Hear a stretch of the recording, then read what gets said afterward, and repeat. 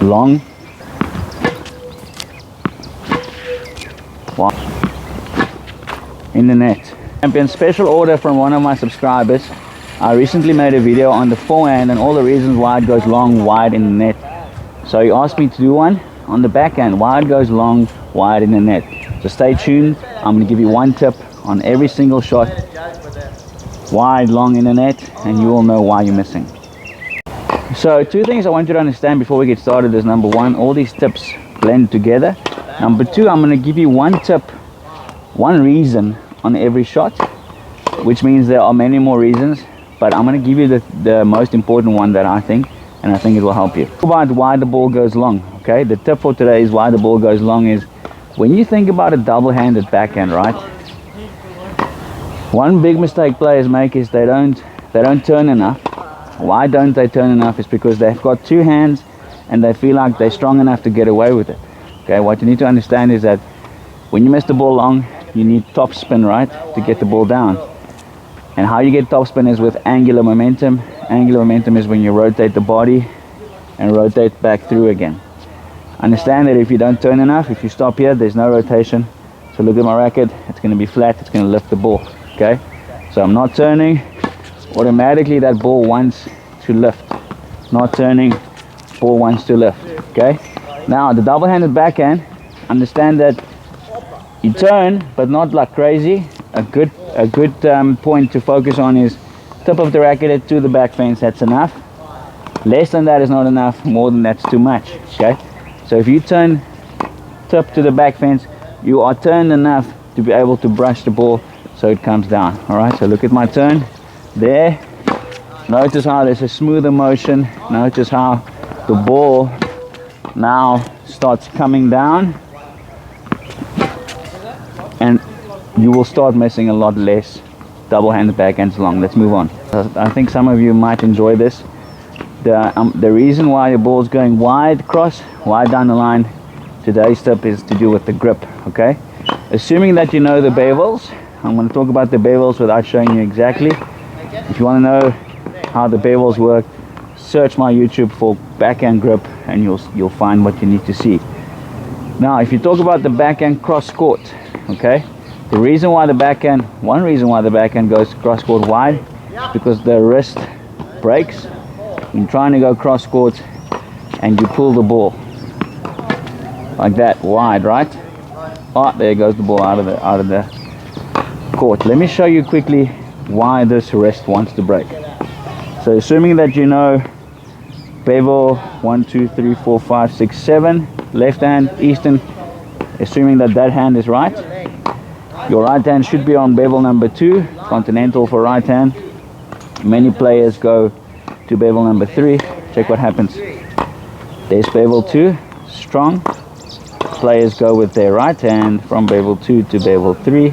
Check what happens. It's weak.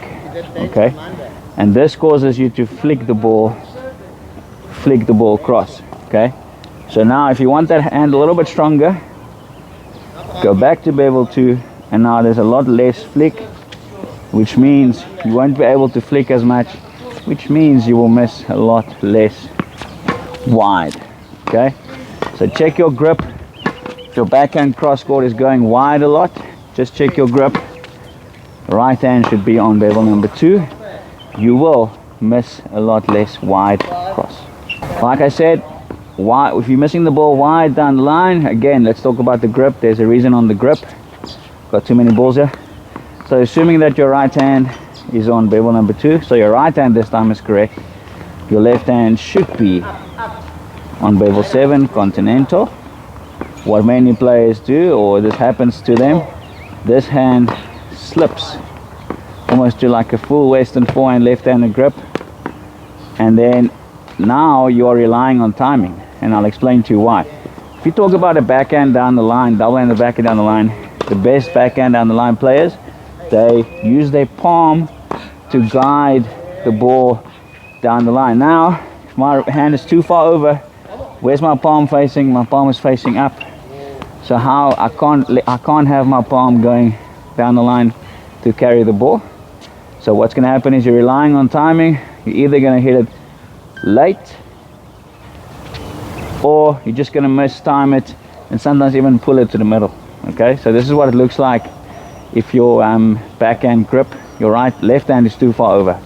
Too far over, trying to go down the line, very close to impossible. You might get lucky sometimes, but it's very, very hard. It's also very weak.